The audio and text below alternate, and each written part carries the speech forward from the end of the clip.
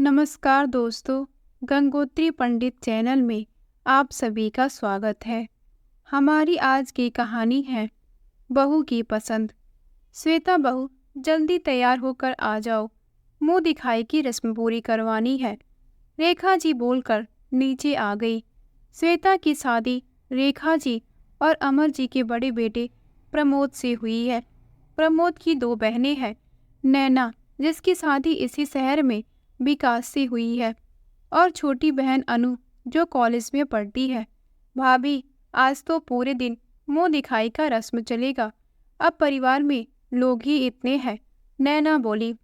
सही कहा तुमने, 5 मौसी सास, 4 बुआ सास, फिर उनकी बहुएं, फिर ताई सास, चाची सास, फिर नानी जी बोली, अच्छा ही है, मन लगा रहेगा। रेखा जी बीच में बोलकर रस्म शुरू करवाती है। थोड़ी देर बाद बहू का बक्सा खुलता है। भाभी, आपकी तो साड़ी बहुत सुंदर है और ब्लाउज की डिजाइन तो एक से बढ़कर एक है, नैना बोली। अरे दीदी, मेकअप किट तो देखो, सब ब्रांडेड, और कई सामान तो मैं पहली बार ही देख रही हूँ। साथ ही इतनी सारी मैचिंग चप्पल और पर्स भी, अनु बोली। लगता है श्वेता को सजने संवरने का खूब शौक है, पर चलो बढ़िया है, और सबको भी सीखने का मौका मिलेगा। परिवार की बड़ी बहू है। श्वेता मन ही मन खुश होती है कि चलो अच्छा ही है, सबको मेरी पसंद तो कम से कम अच्छी लगी। अब धीरे धीरे सबके साथ मिलना जुलना आसान हो जाएगा। मेहमानों के जाने के बाद श्वेता घर के माहौल में रचने बसने लगती है। हालांकि श्वेता के परिवार में भी प्रेम और सामंजस्य है, लेकिन सभी की नौकरियां होने की वजह से सब अलग अलग शहरों में रहते हैं। किसी भी मौके पर कोई भी आने से नहीं चूकता। ससुराल में सबके बिजनेस होने के कारण सब एक ही शहर में रहते हैं, इसलिए एक दूसरे के घर आना जाना लगा रहता है। भाभी, आज मेरी सहेली का जन्मदिन है, तो क्यों ना मैं आपकी मैचिंग की चप्पल पहन लूं? अनु बोली। हाँ हाँ अनु, क्यों नहीं, तुम्हें जो अच्छी लगे तुम पहन सकती हो, श्वेता ने कहा। ऐसे ही कुछ दिनों बाद नैना घर पर आती है। अरे बेटा, अब की बार तो खूब दिनों में आई है। और नैना, क्या चल रहा है? रेखा जी बोली। माँ, बच्चों के एग्जाम चल रहे हैं, इसीलिए व्यस्त थी। अब देखो ना, इनके दोस्त की शादी में जाना है, लेकिन साड़ी खरीदने का समय ही नहीं मिला, और अब मैं क्या पहनूं? नैना बोली। अभी भाई की शादी में इतनी साड़ी खरीदी, उनमें से कोई पहन ले, रेखा जी बोली। अरे माँ, सब साड़ियाँ तो मैंने पहन ली है, किसी को क्या लगेगा, बार बार एक ही साड़ी पहनती है, और मुझे इस बार कुछ अलग ही पहनने का मन था। जैसे साड़ी भाभी के पास थी ना, वैसे कुछ, नैना बोली।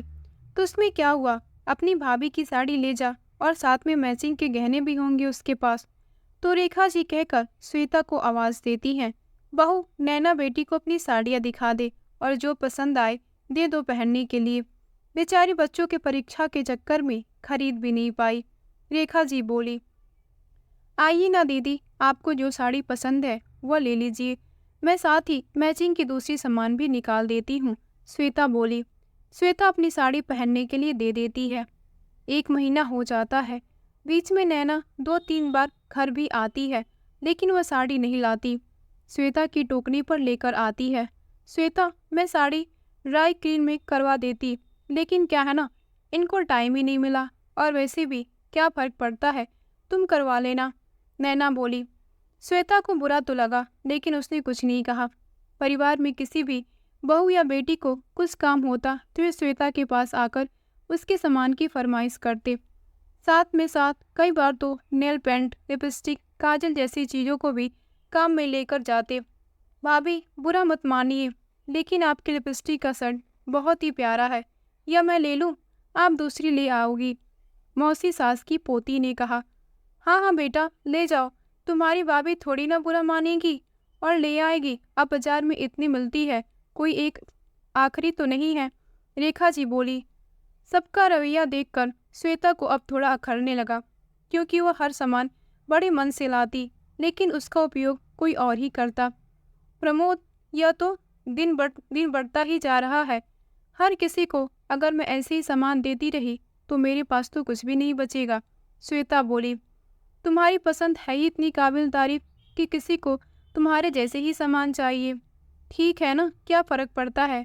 सामान देने से चीज़ कम थोड़ी होती है, और चीज़ तो काम लेने के लिए होती है, प्रमोद बोला। आपकी बात सही है प्रमोद, लेकिन अगर किसी को मेरी चीज़ पसंद आती है तो मुझे ले जाकर वह नई चीज़ भी तो खरीद सकते हैं। मैं उनके साथ जाकर शॉपिंग करवा दूंगी।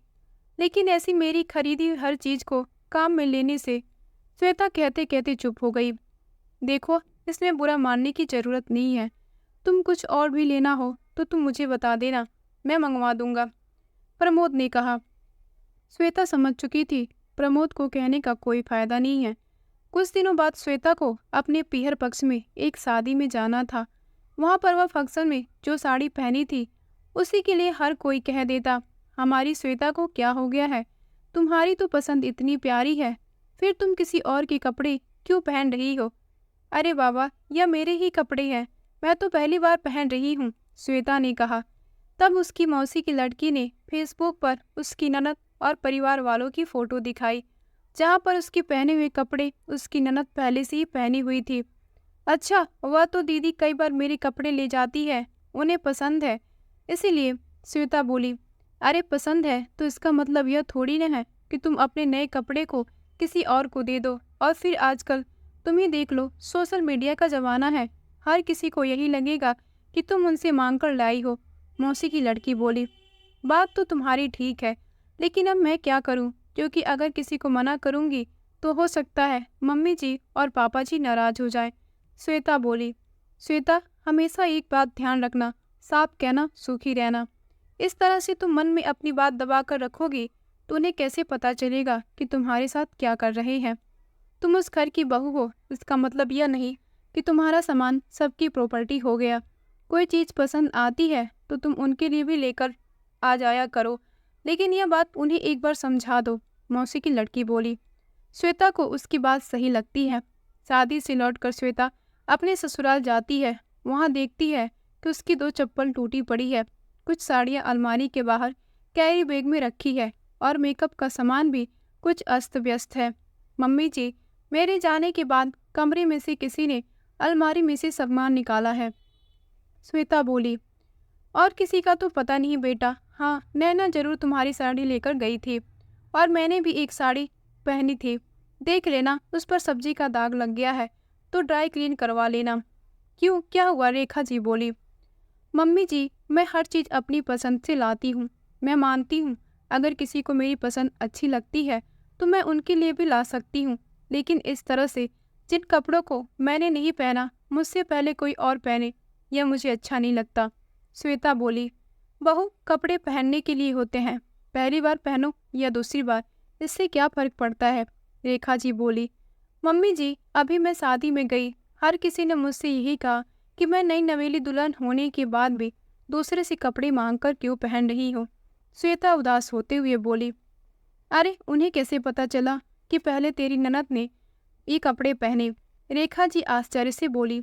मम्मी जी, हर फंक्शन की फ़ोटो आजकल हर कोई सोशल मीडिया पे पोस्ट कर रहा है। चप्पल टूटी पड़ी है, मेकअप का सामान अस्त व्यस्त है। क्या बहू हूँ तो इसका मतलब यह है कि मेरे सामान पर मुझसे ज़्यादा हक किसी और का होगा, श्वेता बोली। मुझे इन फोटो के बारे में नहीं पता था, लेकिन हाँ, क्या बात तो मुझे भी बुरी लगी कि कोई हमारी बहू के लिए ऐसा सोचे कि वह दूसरों के कपड़े पहनती है। ठीक है बेटा, तुमने अपनी बात कह दी। मैं कोशिश करूँगी बच्चियों को समझाने की कि अगर तुम्हारी कोई चीज़ उन्हें पसंद आती है तो वह तुमसे मांग ले। अब क्या है ना, सामूहिक परिवार है तो यह सब चलता है।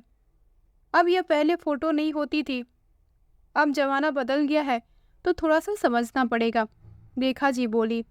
मम्मी जी, मैं नहीं चाहती कि आपको किसी बात का बुरा लगे। मैं सिर्फ इतना चाहती हूँ कि हर चीज़ की अति खराब होती है, लेकिन अगर उसे समय पर ही नियंत्रित कर दे तो हम उसे खराब होने से बचा सकते हैं, श्वेता बोली। मैं समझ चुकी हूँ बहू, तुम क्या कहना चाहती हो। तुम इस घर की बहू हो, इसका मतलब यह नहीं कि तुम्हारी हर चीज़ पे सबका हक जताए।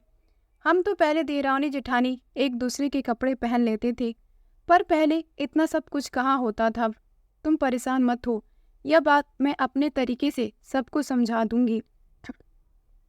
हाँ, आगे से हमेशा खरीदारी करने तुम्हें ही भेजूंगी, ताकि उन्हें पहले ही अपनी पसंद की चीज़ें मिल जाए और तुमसे ना लेनी पड़े। यह बहुत तुमने अच्छा किया। कोई बात दिल को बुरी लगे तो परिवार में बैठकर चर्चा कर लेना चाहिए। रेखा जी बोली। मम्मी जी, बड़े परिवार का यही फायदा होता है कि कोई परेशानी अगर होती है तो घर के लोग ही उससे मिलजुल कर सुलझा लेते हैं। श्वेता बोली। यह बात तो तुमने सही कही बहू। रेखा जी बोली। दोस्तों, ससुराल में नई नई बहू किसी को भी मना करने की हिम्मत नहीं रखती, जिसके कारण कई बार उसके सामान को कोई भी उपयोग में ला लेता है। हालांकि तरीका सही नहीं है, लेकिन बहू की हर चीज़ पर ससुराल वाले अपना अधिकार समझते हैं।